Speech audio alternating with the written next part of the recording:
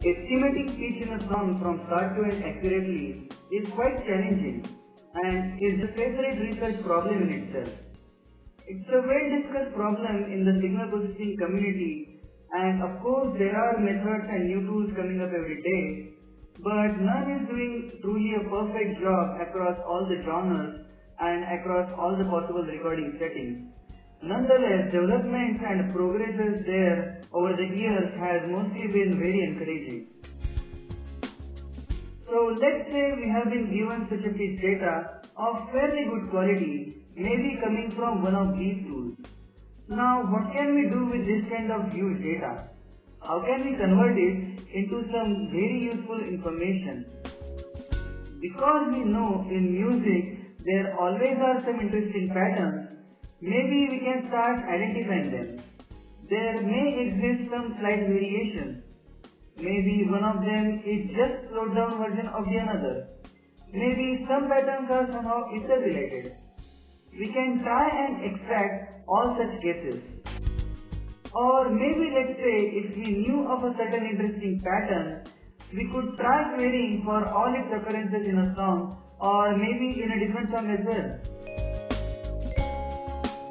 What we could also do is to compare two melodic sections and see how similar they are to each other. We could check extent of variability in similar sounding phrases and discover that maybe a certain section is always getting improvised upon while something else is remaining always more or less the same. We could start classifying melodies as belonging to a particular group and say they are kind of similar, or maybe say they are quite different. For all of this, we turn to literature in machine learning, come up with some ideas and try to build such tools. What I have been doing is developing in fact such algorithms that will do exactly these kinds of jobs for us. I have primarily been working on Indian traditional music database, but the scripts seem to work just as fine for English pop music and Indian film songs as well.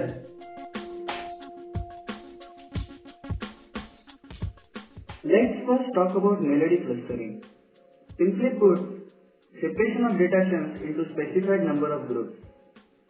Because signal deviations vary a lot, we need to have a pre-processing step for duration equalization or normalization. As an example, Dhanidhapa phrases from Hindustani Rag Alaya Bilawal on the screen vary from about 0.8 seconds to close to 2 seconds. Let's hear them out.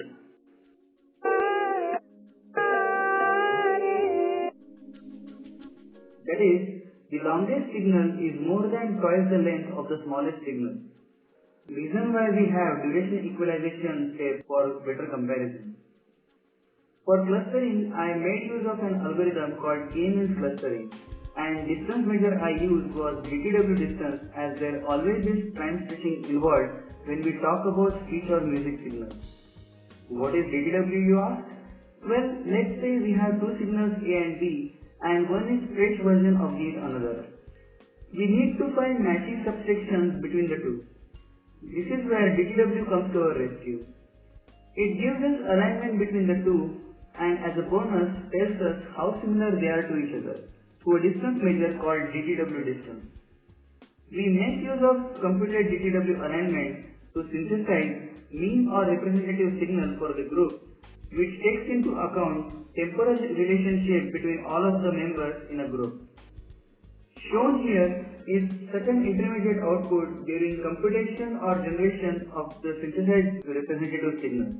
Looking at the plot, we can clearly see alignment between the two plots in black and in red, also how the dark blue signal gets computed as the dynamic aggregate of the two. Now we come to final outputs for this program.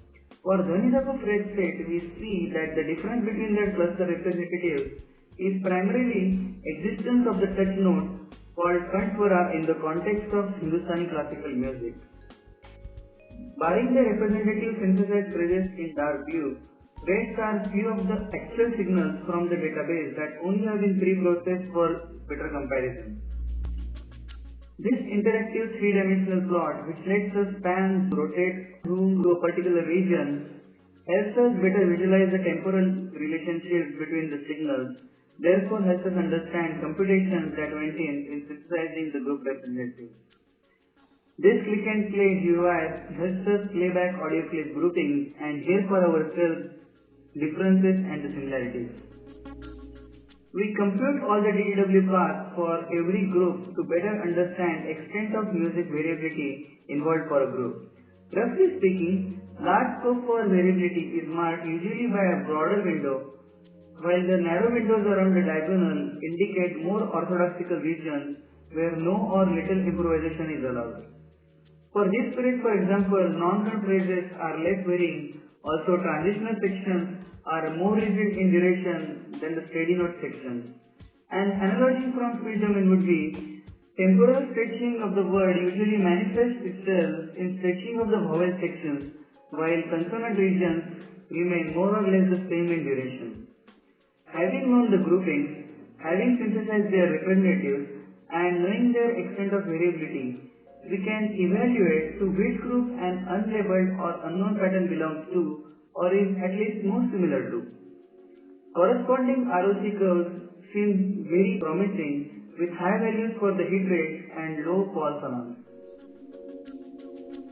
A lot of work went into all of this, and we have published our findings into a journal publication. It is available online for your reading, and I hope it will interest you. We can use this classification algorithm to find, maybe say how differently a certain word is sung across a concert. The script would then pick up labeled entries from the database and group them upon comparison. For this word Zanaleni, for example, when the number of groups was instructed to be 2, we found that the melodies with descending set of high-pitched notes fell into one group while the rest went to the other group. Let's hear them out.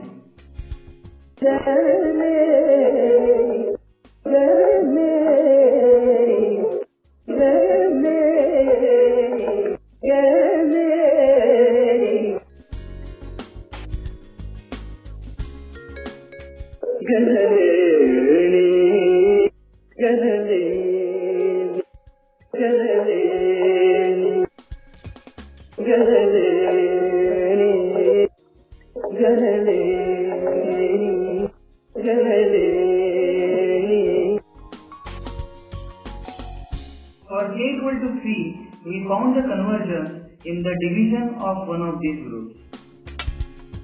For k equal to 4, convergence was found at even further division of the groups.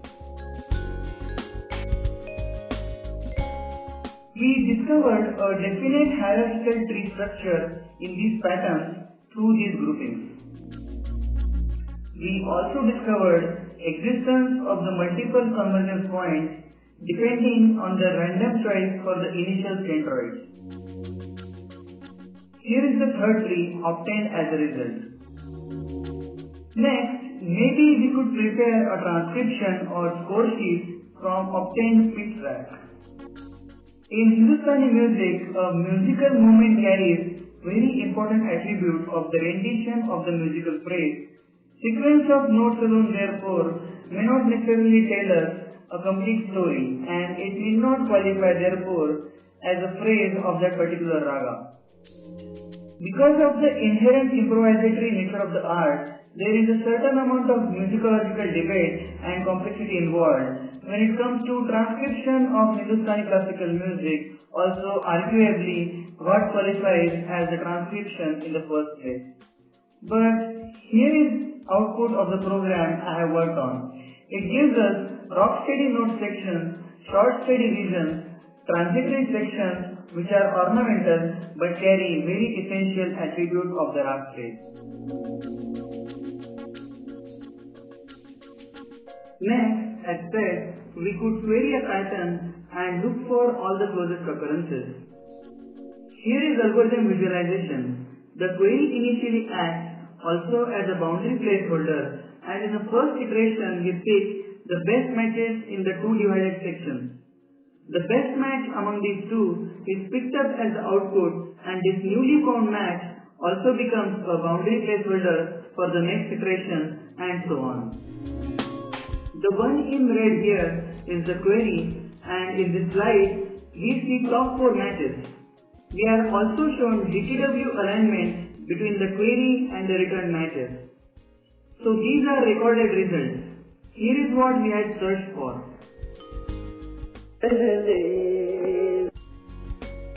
And here is what we have found as similar patterns.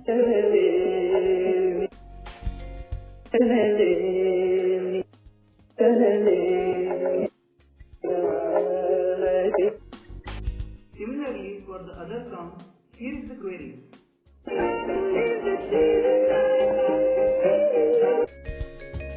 And here are the results.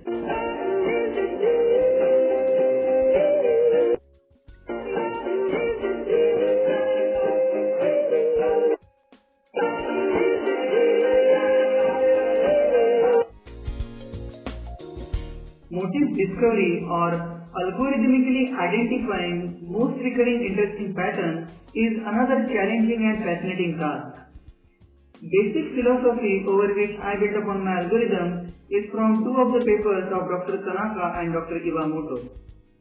Understanding musical context of a database, that is our requirement as to what as an output we are generally interested in, I modified very basic building blocks of their algorithm, and this is what we have. Quantization levels are no longer data or frame dependent as dictated by musicological paradigm of our problem. So we also save in runtime as no normalization with respect to mean or standard deviation is required for the data frame.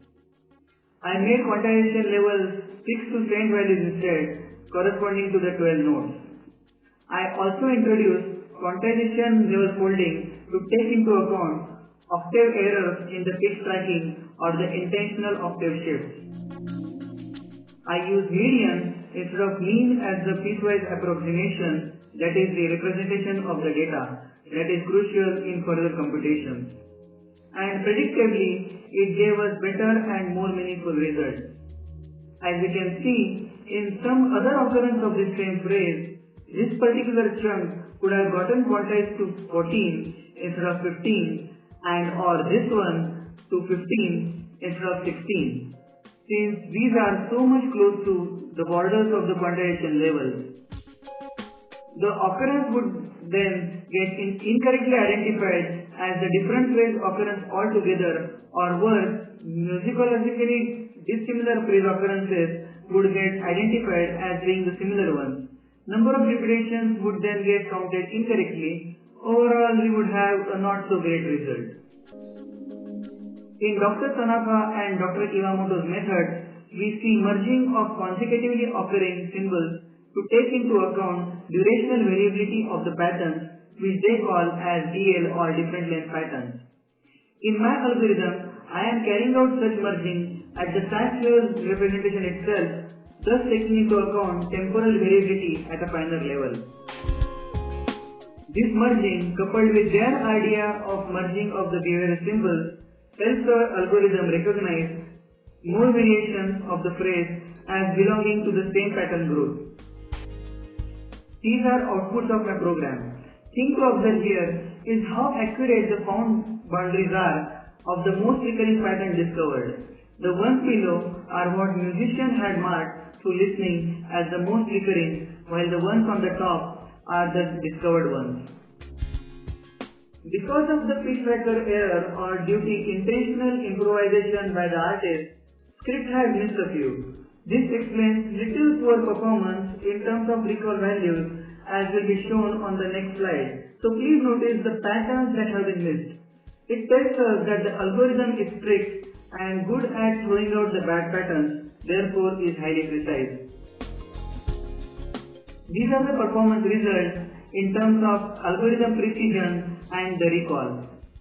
Detailed compilation of the study in terms of algorithm performance is available upon request. Let's hear some of the discovered phrases.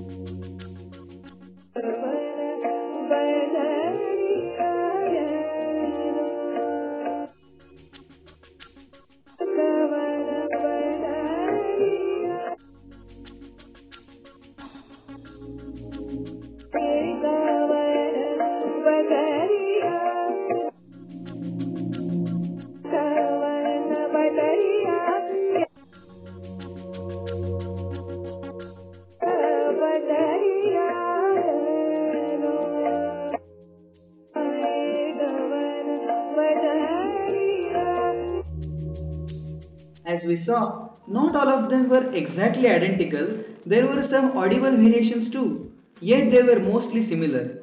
This algorithm does a good job of accurately establishing such relationships and discovering the most interesting recurring pattern of about the queried length. Thank you.